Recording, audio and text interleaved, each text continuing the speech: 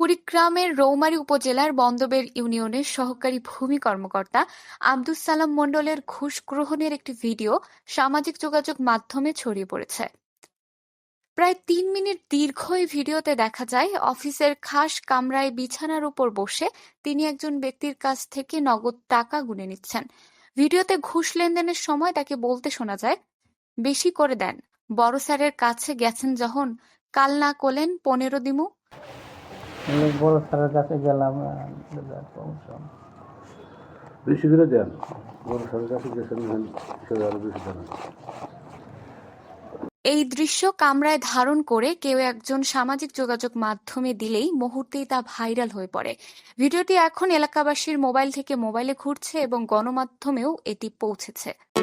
বিদেশে কর্মসংস্থানের সুবর্ণ সুযোগ। আমাদের মাধ্যমে মালয়েশিয়া, সিঙ্গাপুর, সৌদি আরব সহ এশিয়া এবং ইউরোপের বিভিন্ন দেশে বৈধভাবে কর্মী প্রেরণ করা হয়।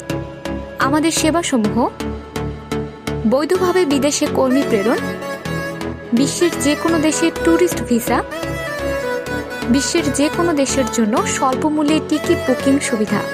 আমাদের সাথে যোগাযোগ করতে স্ক্রিনে দেওয়া নম্বরে কল করুন। ঠিকানা: ব্র্যাক ইউনিভার্সিটির নতুন ক্যাম্পাসের পাশের বিল্ডিং, খ ২২৫, সেঞ্চুরি সেন্টার, দ্বিতীয় লিফটের ৫ম তলা, প্রগতি সারণী, মেরুলবাড্ডা, ঢাকা ১২১২। ঘটনার বিষয়ে অনুসন্ধান করতে গেলে চর বন্দবের গ্রামের বাসিন্দা ও ভুক্তভোগী আব্দুল্লাহ হেল কাফি ঘটনার সত্যতা স্বীকার করেন। তিনি জানান, তার ৩ একর জমির খাজনা দেওয়ার সময় সহকারী ভূমি কর্মকর্তা সরকারি হিসাব অনুযায়ী ১,১২,০০০ টাকা দাবি করেন।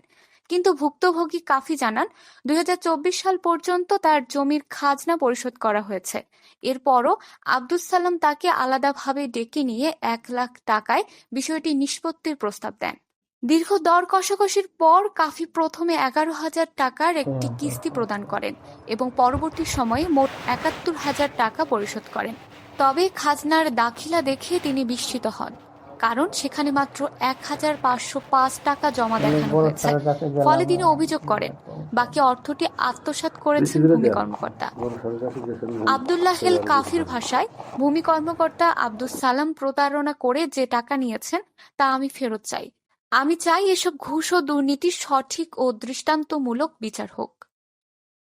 ঘুষ নেওয়ার বিষয়ে বক্তব্য জানতে চাইলে সহকারী ভূমি কর্মকর্তা আব্দুস সালাম মণ্ডলের কাছে যান গণমাধ্যমের প্রতিবেদক, কিন্তু তিনি সোজাসাপটা কোনো জবাব না দিয়ে বলেন, বক্তব্য দেওয়া লাগলে স্যারের অনুমতি নিয়ে দেব। এই কথা বলেই তিনি দ্রুত অফিস ত্যাগ করেন।